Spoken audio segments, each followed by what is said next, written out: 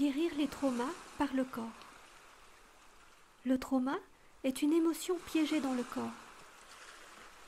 C'est cette émotion piégée dans le corps qui se transforme en maladie. Nombreux sont ceux qui ressentent ces émotions piégées sous la forme d'une certaine lourdeur ou d'une fatigue qui imprègne leur vie quotidienne. Lorsque cette lourdeur dure trop longtemps, elle devient leur état par défaut. Ils s'habituent à se sentir ainsi. Ils pensent que c'est comme cela que l'on vieillit. Ils oublient ce que c'était que de se sentir dynamique, en bonne santé et vraiment vivant. Pour de nombreuses personnes, elles ajoutent un poids supplémentaire à leur corps déjà chargé. Ils mangent des aliments malsains, ils boivent, ils regardent la télévision, ils prennent des médicaments et d'autres drogues, ils se gavent de faux aliments aspergés de produits chimiques toxiques qui perturbent les rythmes naturels et l'intelligence du corps. Ils quittent leur corps, ils le maltraitent et le détruisent. Leur âme peut même commencer à se séparer du corps qui n'est plus un havre de paix pour elle. Ils se transforment en terrain vague pour une vie à peine vécue. Lorsque l'âme perd son lien avec le corps, elle cherche en dehors d'elle ce qu'elle doit faire et ce qu'elle doit ressentir. Ils font confiance au gouvernement, ils font confiance à la science, ils font confiance aux experts. Ils laissent les autres leur dire quoi faire et perdent le contact avec la sagesse naturelle de leur corps qui connaît les réponses. Ils empilent de plus en plus de poids sur un corps qui est déjà désensibilisé, engourdi, dissocié, à cause d'un arriéré et d'une vie entière de douleurs refoulées. Et puis une maladie les frappe. Souvent ils pensent qu'elle vient de nulle part.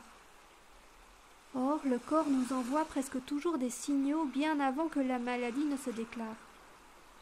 Ces signaux sont d'abord minimes, une émotion qui a été réprimée, les mots qui n'ont pas été prononcés, les larmes qui n'ont pas été versées, les mensonges que nous avons pris l'habitude de vivre, les relations auxquelles nous n'avons pas ouvert nos cœurs, les morts dont nous n'avons pas fait le deuil, tout cela continue à se reproduire à l'arrière-plan de notre expérience, nous pesant sur le dos.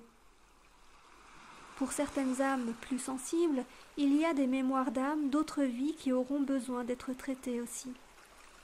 Tout est dans le corps. Le corps est votre gourou et votre guide pour revenir à la maison. Il vous aime purement et sans condition, il fait de son mieux pour prendre soin de vous même si vous ne prenez pas soin de lui. Votre incarnation est la clé de votre humanité. Le corps contient les traumatismes, il contient la mémoire profonde, c'est la clé pour être ici, maintenant. Le moment présent est la porte d'entrée de toute expérience spirituelle authentique.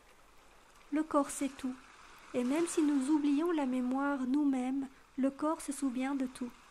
Il vous connaît mieux que vous ne vous connaissez vous-même. Le corps est votre allié, votre meilleur ami. Il peut être un temple, mais seulement si vous le traitez comme tel. Il est la maison de votre âme et le reflet de votre connexion à la lumière divine qui est en vous.